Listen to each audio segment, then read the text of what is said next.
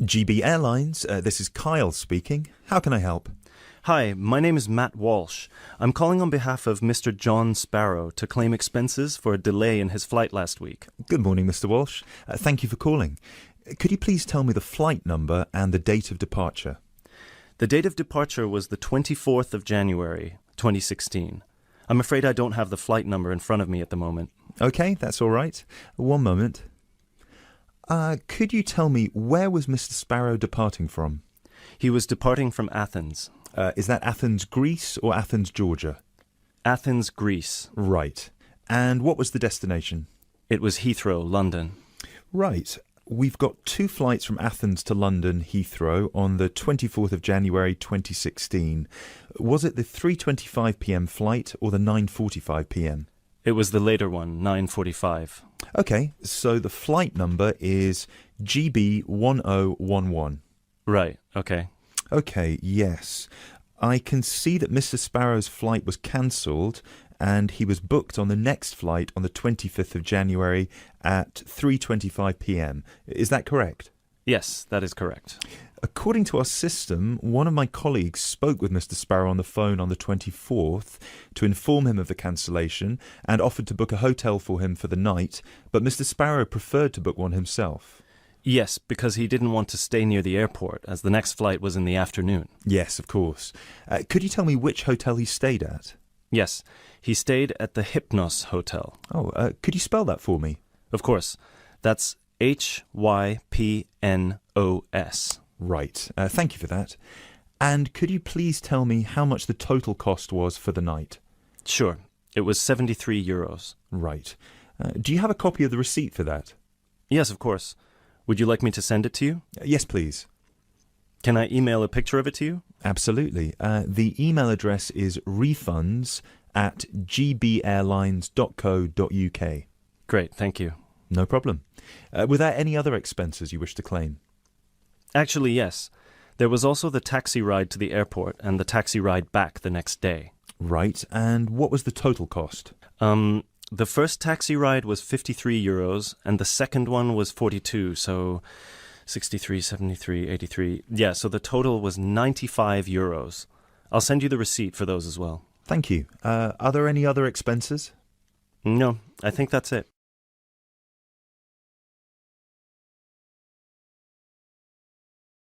You now have 30 seconds to look at questions 7 to 10.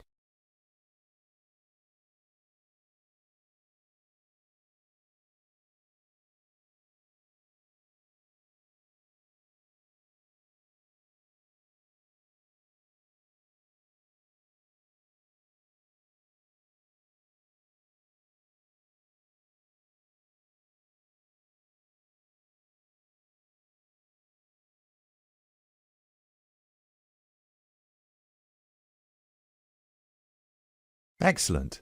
So if you could please send us the receipts for the hotel and the taxi rides, and after we receive them, it should take about 48 hours for the funds to reach Mr. Sparrow's account. Perfect. Thank you so much. My pleasure. Is there anything else I can help you with? Actually, yes. There's one more thing. Mr. Sparrow complained about the meal during the flight. He said that it was a bit bland. Right. So he asked me if it was possible to switch to a different meal option for his upcoming flight to Kiev next week. Right, of course. Just give me a minute, please. Right, I see that Mr. Sparrow had the light meal option for his flight to London, and you would like to change that. What would you like to change it to? What are the other options? We've got 12 different meal options. Would you like me to list all of them for you? Well, Mr. Sparrow has told me that he would prefer something without meat. How many of these do not contain meat? We've got 3 meal options without meat. We've got the vegetarian option, the vegan option, and the Asian vegetarian. What's the difference? There's a variety of different dishes served with each option. For example, next week the vegetarian option will be a small spinach and feta cheese pie, a bread roll, a salad, and tropical fruit. And the vegan option? The vegan option doesn't include any dairy products, and it also doesn't include fowl, eggs, or honey. I'm afraid I don't have the specific menu for this week, but I can email it to you as soon as it becomes available. Oh, could you do that? That would be great. Yes, of course. I can email you a detailed description of all the meal options if you like. Yes, please. No problem. Please do not forget to call us back to change the meal option. You need to do that 48 hours before the departure time for international flights and 24 hours for domestic flights. So 48 hours for this one then? Yes, exactly. Perfect. Oh, no, I'm sorry. Transatlantic flights require 48 hours. All flights within Europe require 24 hours. So in this case, you will need to call us 24 hours in advance. I apologise for that. Okay, great. So, could I please have your email address so I can send you the menus? Certainly. It's matt.walsh@sparrowlimited.com.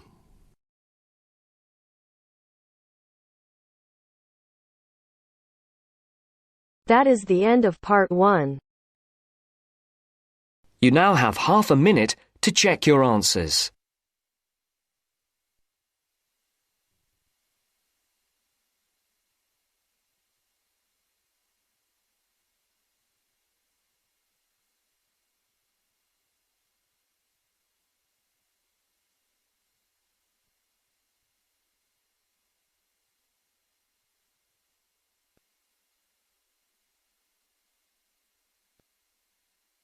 Now First, you turns to have some part 2. time to look at questions Part 2. 11 to 16.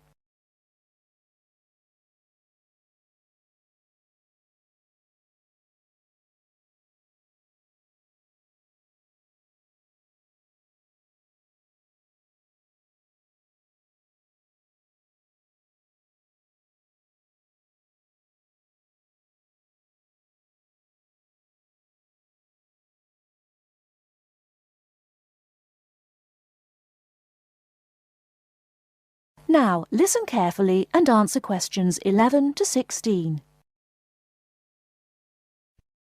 Good afternoon. Hello. How can I help you? I'd like to make a transfer, please. You want to transfer some money? That's fine. Let me just bring up some details. Right, here we are. Can you tell me your name, please? It's Alice Deltour. OK, and your date of birth? 20th of February 1982. Right, and for security, can I have the first letter of your password? It's B. And the fifth letter? That's F. Fine. Now, where do you want to make the transfer to and from? I'd like to send money from my current account abroad. Which country are you sending it to? To China. My boyfriend is on holiday there, and he's run out of money. Oh dear. China, OK. Now, there are several ways to do this. We can do it by credit card, by electronic transfer, by cheque or by banker's draft. I'm not sure. What's the best way? Well, that all depends. The simplest way is by cheque, really. I just write the cheque and send it. Yes, but it can be very slow and take a long time for the money to clear, between 3 to 4 weeks. How soon do you need the money to get there? I'd like it to get there in the next couple of weeks. So really, sending a cheque is going to be too slow. Yes, I think so. Let's look at electronic transfer then. This usually takes between 2 and 5 working days. That's 2 to 5 days. Working or business days. If you send it on Friday, it will get there the following Friday at the latest. I see. That's much better. Yes, but we do charge a fee for this. We charge a flat fee of £21, and on top of that, the receiving bank may charge a fee, and an agent may also charge you for transferring the money between banks. So, how much is it altogether? We can't give you an exact amount. You need to check it with the receiving bank and any agents that they use. I see.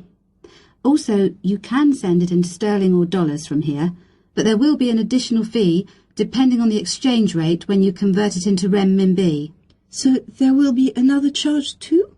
I'm afraid so. Does it make any difference if I send it in dollars or sterling? It could make a difference according to which currency has the best exchange rate. The other difference is this.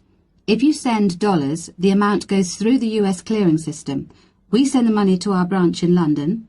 They then send it to our branch in New York, and the New York branch sends it to the bank in China. It goes all around the world then.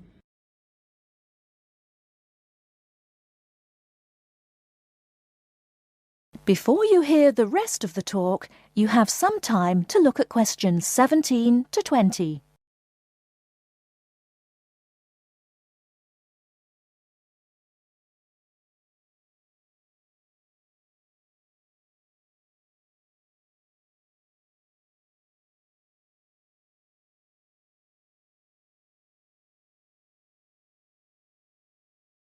Now listen and answer questions 17 to 20. What about if I send sterling? In that case, we send it to our branch in London. From there it may go directly to China, unless the bank in China has an agent in London, in which case we transfer it to the London agent and they send the money on to China. So how do I proceed with the transfer? OK, first we'll need some details about the beneficiary from you. The who? The beneficiary, the person receiving the money. OK, what do you need to know? We'll need the full name of the beneficiary and their account number. OK. You need to tell us the name of the bank in China and the address of the branch. We also need the bank's sort code and the SWIFT number. What's a SWIFT number? Basically, it's an interbank code. It helps banks identify each other through a unique code number. OK, and that's spelt? SWIFT, SWIFT. And the final thing we need is the reason for sending the money. You need a reason from me? I just told you my boyfriend's run out of money. Well, we don't need a reason. The receiving government needs to know why the money is entering the country, and we have to be able to tell them. OK, so from me you need the bank's name, the address of the branch, the sort code and SWIFT number, the beneficiary's name and account number, and a reason for sending the payment. Yes, that's correct. OK, so I'll check these out and come back to you with them so we can go ahead with the transfer.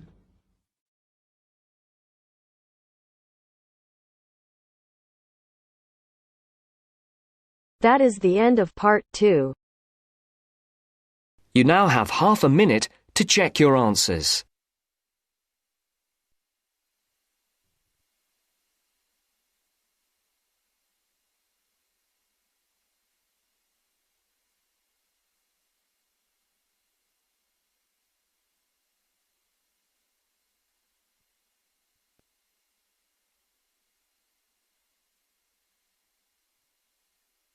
Now turns to part 3.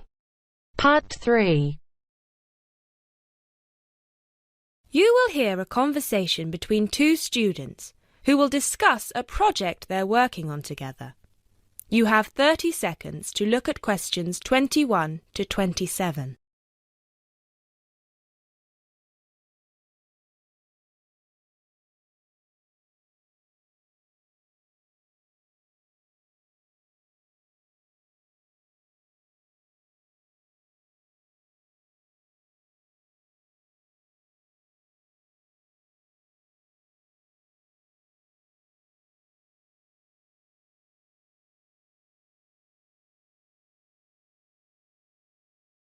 Hey, Jess, glad you could make it. We've got a lot to discuss. Hi, Matt. Yes, sorry I'm a bit late. I did bring all my notes with me. Yes, me too. Where shall we start? Well, I think it would be a good idea to clarify our objectives just one more time. Yes, good idea. Okay, here we are. We need to record, photograph, and identify the plant species in 10 1-square-meter plots. Does it say anything about where these plots should be and how they should be laid out? Ah, here it is. It says that all the plots need to be no more than 10 meters apart. And how do we choose them? Ah, this is the fun part. I remember this. Here we are. Make a 1-meter square frame using bamboo sticks available from the department stores. Yes, we've already done that. I know, I'm just reading the whole section. Okay. One person stands roughly in the middle of the chosen area and throws the frame. The other person uses a tape to mark out the square where the frame landed and returns frame to thrower. The thrower then turns a few degrees on the spot and throws again. The thrower must turn slightly after each throw and vary the force of the throw until after the 10th throw they are pointing in almost the same direction as the first. That sounds a bit complicated. That's only because it's all in writing. It's just a simple throw, turn, throw, turn, throw, turn until we have 10 squares. And I guess you want to do the throwing. Well, if you don't mind. I'm sure you'll be more accurate at marking the squares. Yes, I am sure I am, and I'm sure you've got a stronger throwing arm.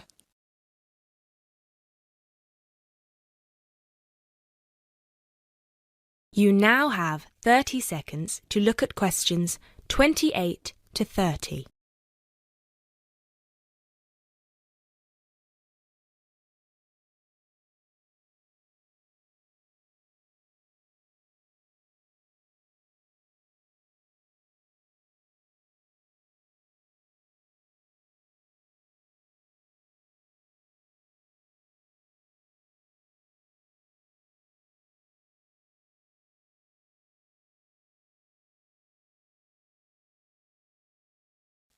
Okay, good. We've got that sorted.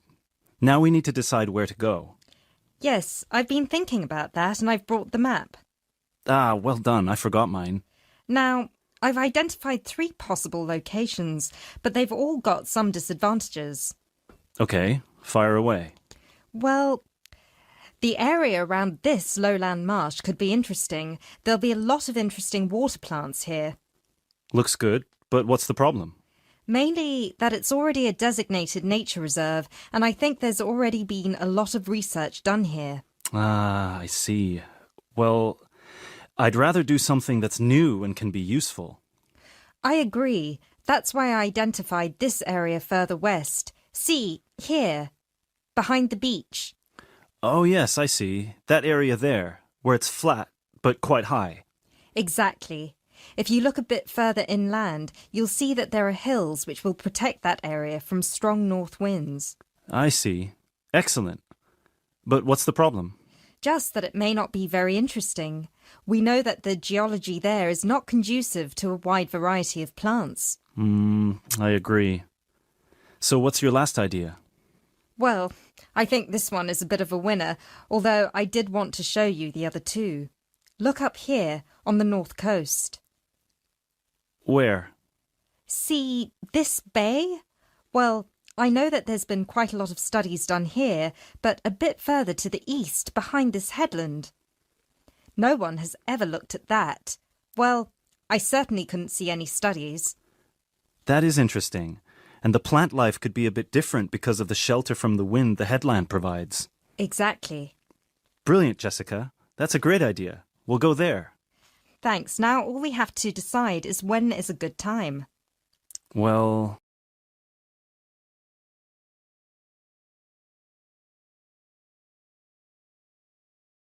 That is the end of part 3. You now have half a minute to check your answers.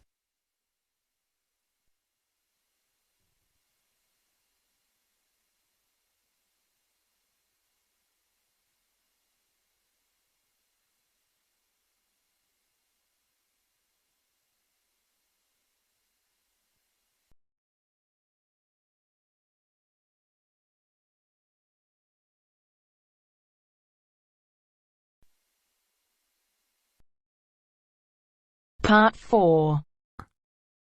You are going to hear a talk on Anne Bonny, a female pirate. First, you have some time to look at questions 31 to 35.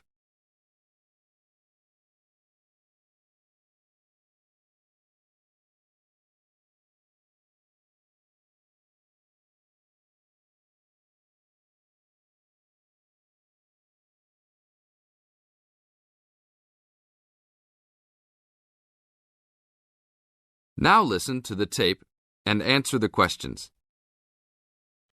Anne Bonny was one of the 2 most famous female pirates. She sailed on the crew of Calico Jack Rackham. Anne was romantically involved with Calico Jack, but she could be counted as none the less as fearless as any other pirate. She was born in County Cork, daughter of an attorney and his maid. The lawyer left Ireland in disgrace, but found fortune in the Carolinas. There, he amassed a fortune and bought a large plantation. A ne'er-do-well pirate sailor named James Bonny married Anne in an attempt to steal the plantation, but Anne's father instead disowned her.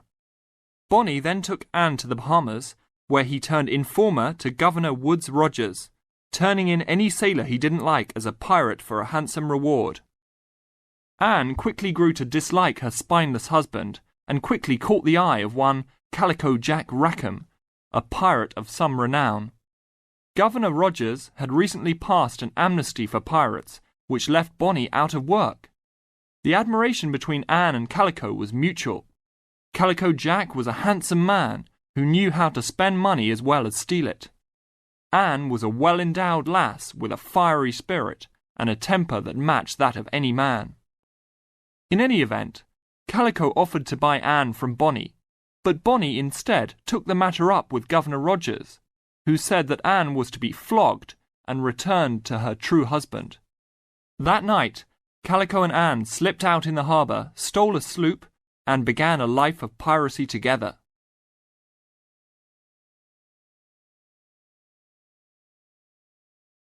Now look at questions 36 to 40.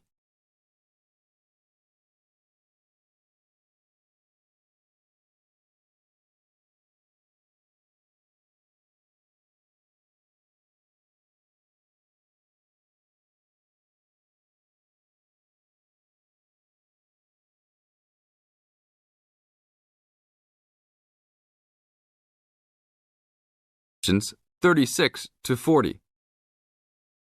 Anne fought in men's clothing, was an expert with pistol and cutlass, and considered as dangerous as any male pirate. She was fearless in battle, and often was a member of any boarding party.